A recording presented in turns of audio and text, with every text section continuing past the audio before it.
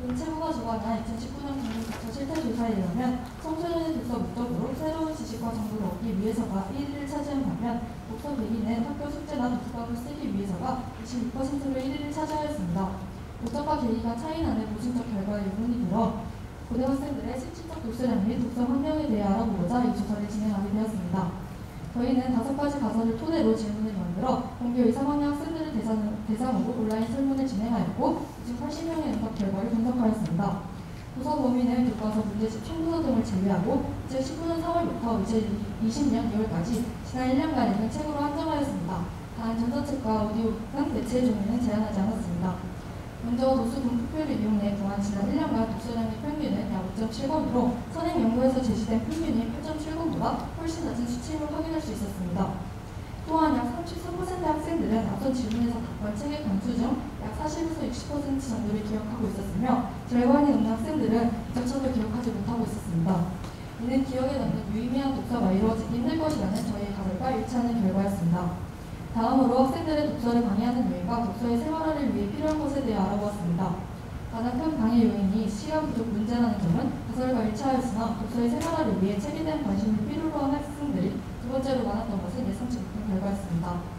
세 번째로는 교과 시간 중 독서 활동을 진행한다면 유의미한 독서량을 늘릴 수 있을 것이라는 가설을 확인해 보았습니다. 먼저 독서 관련 수업의 선호도에 대한 질문에서는 71.3%의 학생들이 긍정적인 반응을 보였으며 책 선정 방식에 있어서는 모둠마다가 57.5%를 1위를, 개인마다가 32.5%를 2위를 차지했습니다. 반면 학급 모두 같은 책을 선정하는 방식에 대한 선호도가 낮은 것을 보아 학생들이 책 선정에 있어서 개인의 의사 반영을 중요시함을 알 수 있었습니다.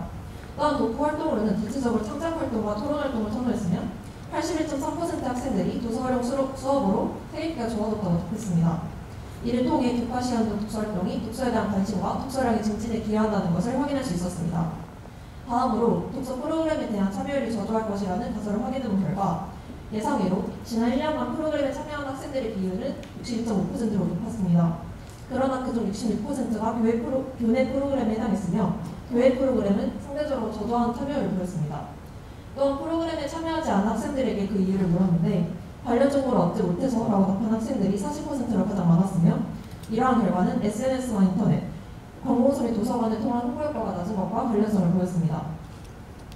그리고 학생들이 희망하는 독서 프로그램에 대해 조사해본 결과 예상외로 탐방활동에 대한 선호도가 가장 높다는 것을 확인할 수 있었습니다.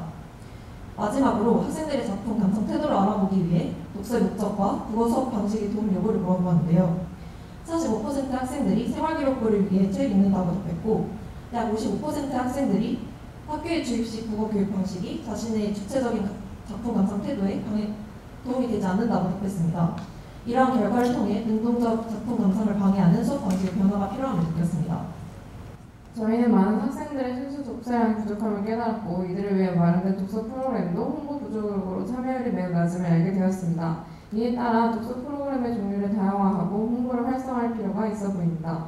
학생들은 문화 기행이나 독서 캠프 등의 교회 프로그램을 선호했는데 이러한 프로그램은 홍보가 참여율로 직결되기 때문에 학생들의 접근도가 높은 SNS나 학교 홈페이지를 통한 홍보를 활성화할 필요가 있습니다. 또한 과반의 학생들이 현행 국어 수업 방식이 주체적인 문학 감상 태도에 도움이 되지 않는다고 답했습니다.